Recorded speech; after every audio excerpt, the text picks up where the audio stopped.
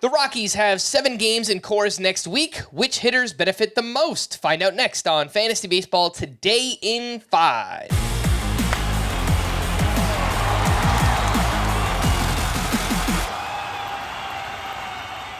Welcome into FBT in 5 on Friday, June 14th. I am Frank Stampfl, joined by Scott White, and let's preview Week 13, beginning with the fringy 2-star pitchers. Up first is Jon Gray facing the Mets and the Royals. He only threw 3 innings in his previous start. What do you think about Jon Gray for next week?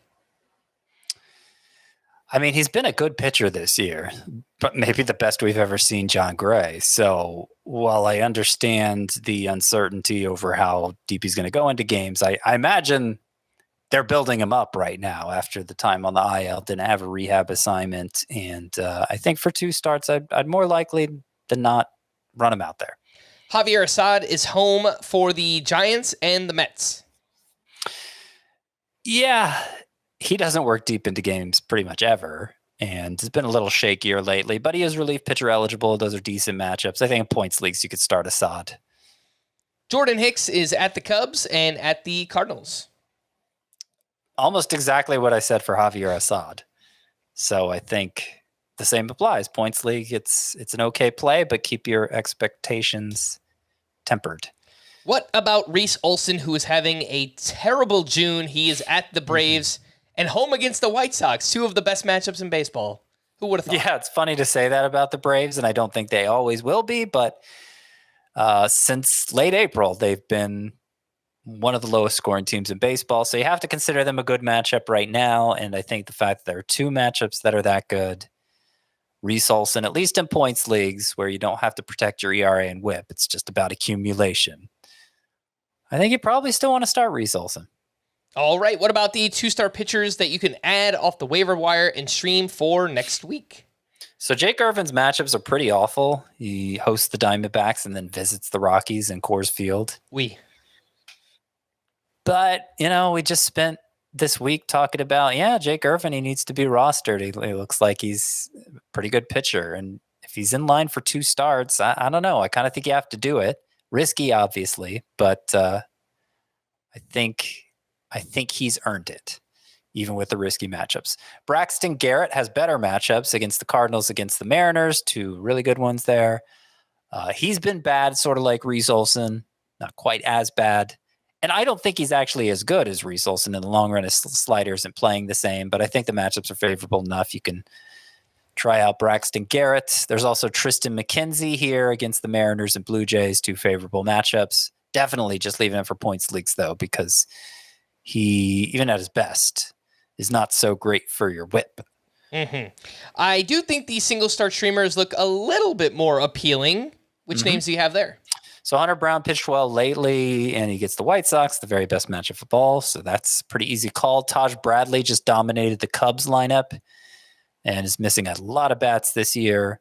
He's facing the Twins this week, which is a mid-tier matchup, but then again, so is the Cubs, and look what he just did. So Taj Bradley's a good play. Kyle Gibson's been pretty reliable lately. He's at Miami. Brandon Pfaadt also had a good start Thursday. He's at Washington. Chris Paddock and Alec Marsh, they've both been trending down overall, but are coming off good starts, and they both face Oakland. So Paddock and Marsh, I think, are fine plays. Also, Drew Thorpe in his second career start at Detroit. Let's slide over to the hitters and the best matchups for next week. The Dodgers, the Nationals, the Rockies, the Cardinals, and the Brewers. The worst hitter matchups, Astros, Rays, Guardians, Angels, and the Marlins. With that said, who are your favorite sleeper hitters for Week 13? Well, you mentioned there the Nationals have the second best matchups, including a series at Coors Field. So Jesse Winker, I think, is the best pickup from their lineup. I also like Jacob Young, obviously has a lot of stolen base potential. And I also like Luis Garcia because only one of the pitchers on tap is a left-hander. Garcia sits against lefties, but really good against righties. And again, the matchups are very favorable. The Dodgers are the other team visiting Coors Field, and they have the number 1 matchups this week. 4 games in Coors Field, actually. So I think Andy Pages, got to call him a sleeper hitter.